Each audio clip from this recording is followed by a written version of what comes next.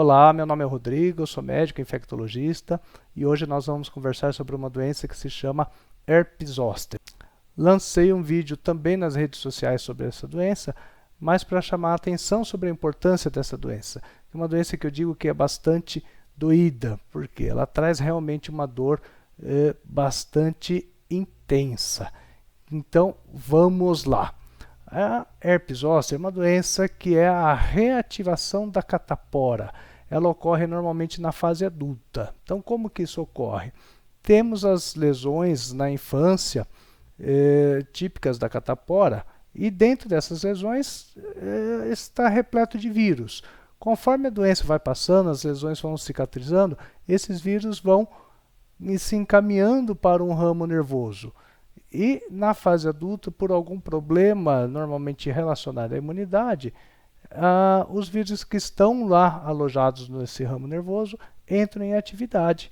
E aí eles começam a provocar uma dor bastante intensa, que é a característica da doença.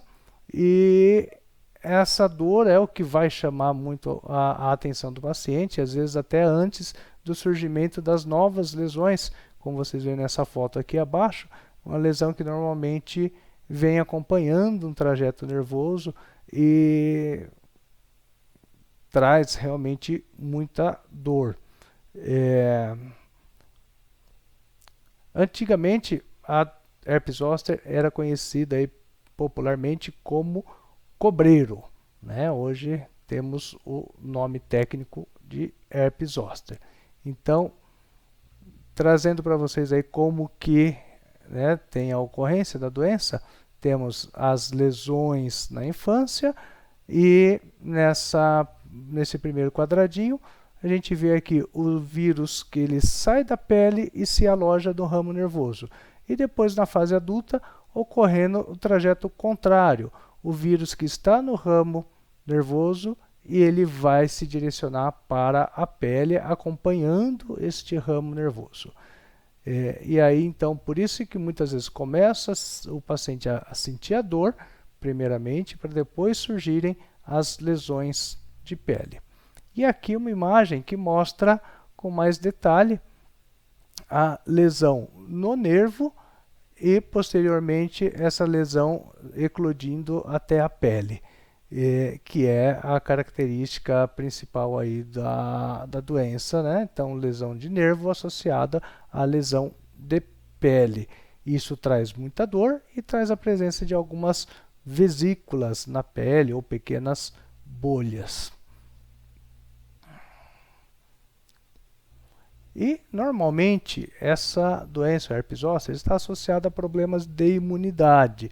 Então, quando alguém apresenta herpes zoster, é necessário investigar algumas doenças que levam à deficiência de imunidade, como, por exemplo, diabetes, neoplasias, que são os tumores, os problemas emocionais que podem interferir na questão imunológica, uso de corticoides e problemas primários de imunidade ou problemas causados por alguns vírus, por exemplo, a infecção pelo HIV pode levar a uma queda de imunidade e ao surgimento da herpes zoster.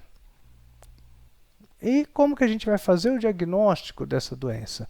O diagnóstico a gente faz a partir de algumas características. Primeiro, as lesões são muito características. Nós temos aí a presença de vesículas evoluindo posteriormente para crostas, mas antes das vesículas, o surgimento da dor.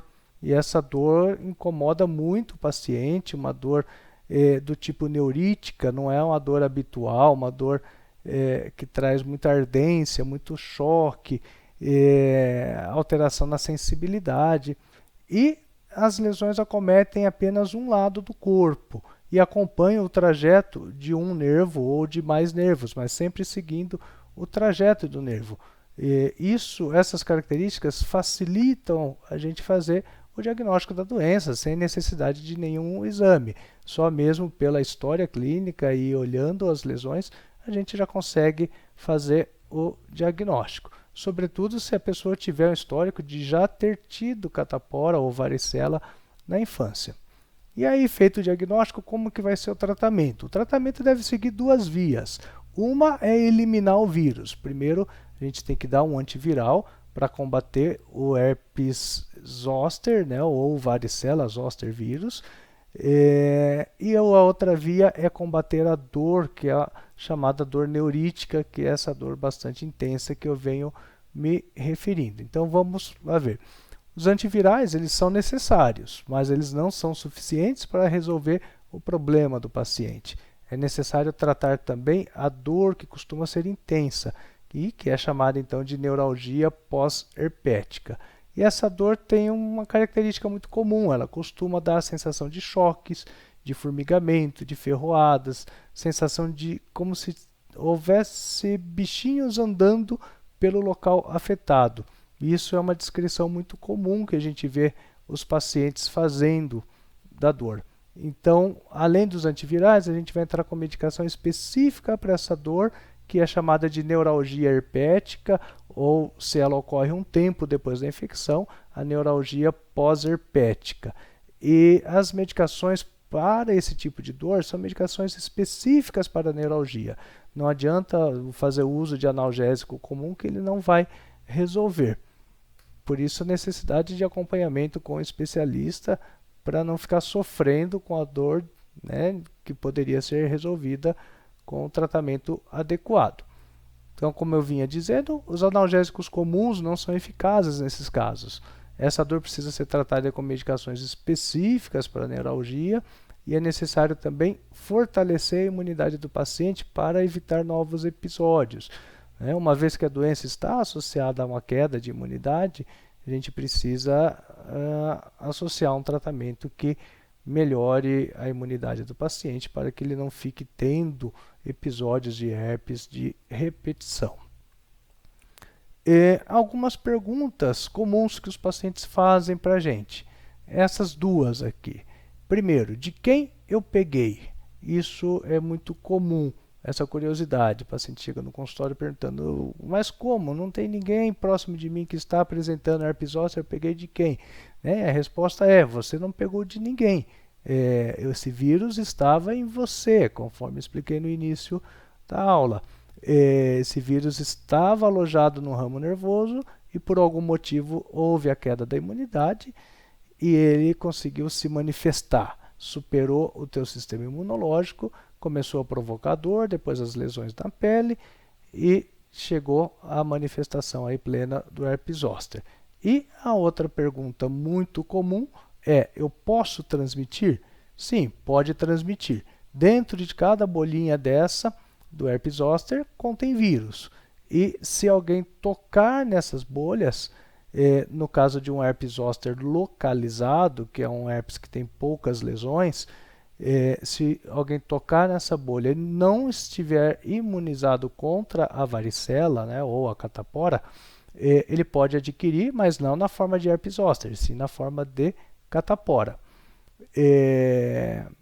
Uma outra forma de transmissão é a transmissão respiratória, quando é o herpes zoster disseminado, ou seja, quando ele ocupa mais de 2 ramos nervosos.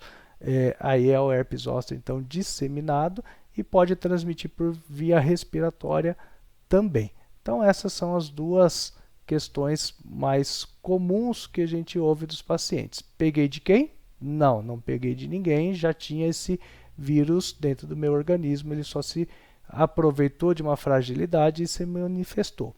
E posso transmitir? Sim, pode transmitir, basta alguém que nunca teve varicela ou nunca teve catapora, ou não tomou a vacina, né, ou seja, não está imune, basta tocar ali que tem um risco de adquirir a catapora, né, que o nome correto técnico é varicela.